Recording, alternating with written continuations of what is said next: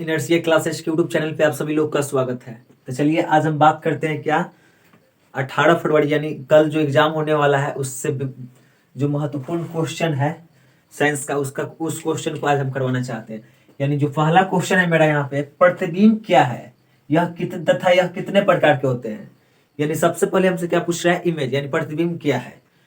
तो किसी बिंदु व स्रोत से यानी जहां से प्रकाश निकलता है यानी किसी प्रकाशीय स्रोत से निकली हुई प्रकाश की किरणें किसी दर्पण से परावर्तन के बाद जिस बिंदु से आती है या जिस बिंदु से आती हुई प्रतीत होती है उसे क्या कहते हैं, प्रतिबिंब कहते हैं। यानी किसी बिंदु और स्रोत से निकली हुई प्रकाश की किरणें किसी परावर्तक सतह या दर्पण से परावर्तन के बाद जिस बिंदु पर मिलती है या जिस बिंदु पर मिलती हुई प्रतीत होती है उसे क्या कहते हैं, प्रतिबिंब कहते हैं।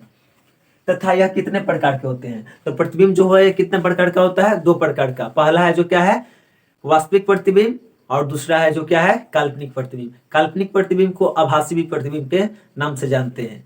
यानी प्रतिबिंब क्या है, किसी बिंदु व स्रोत से निकली हुई प्रकाश की किरणें दर्पण से परावर्तन के बाद जिस बिंदु पर मिलती है या जिस बिंदु से आती हुई प्रतीत होती है उसे क्या कहते हैं, प्रतिबिंब कहते हैं। और ये दो प्रकार के होता है। पहला क्या है, वास्तविक प्रतिबिंब, और दूसरा क्या है, आभासी प्रतिबिंब। चलिए, प्रकाश के अपवर्तन का क्या तात्पर्य है।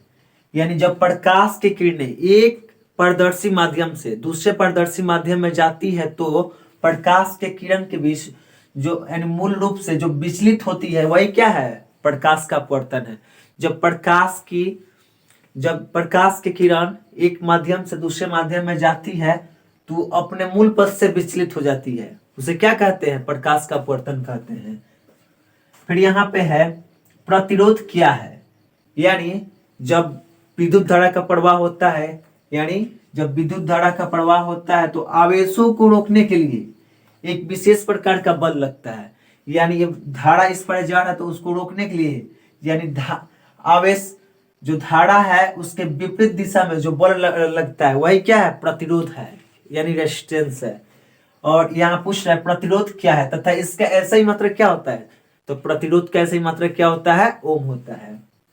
फिर अगला क्वेश्चन है, ऐसे दो ऊर्जा के स्रोत के नाम लिखिए। यानी ऐसे दो ऊर्जा के स्रोत के नाम लिखिए जिन्हें आप समाप्त मानते हैं, अपने चयन के लिए तर्क दीजिए। यानी ऐसा दो ऊर्जा के स्रोत का नाम लिखना है जो मतलब समाप्त के कगार पर है, और उसका अगर नाम चुन रहे हैं तो उसको तर्क के साथ बताना है कि हाँ है ये और क्यों ऐसे हो रहा है।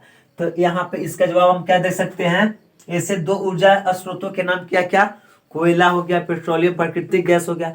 जैसे कोयला है, कोयला की अभी जो जैसे खपत हो रही है वैसे अगर होगा तो कोयला धीरे धीरे क्या होगा, समाप्त हो जाएगा। और कोयला को बनने के लिए मतलब करोड़ों वर्ष लग गया था, यानी इतने वर्ष में कोयला निर्माण हुआ था। यानी जो कोयले के निर्माण की कहानी है इसके बाद वाले वीडियो में हम बता देंगे, पहले ये जो एग्जाम हो जाएगा उसके बाद। यानी जो कोयला है और पेट्रोलियम है इसका जो उत्पादन होने में बहुत टाइम लगता है, इसी कारण से इस सब का जो यूज है इतना ना ज्यादा हो रहा है कि इसका जो अंतिम कगार पर है।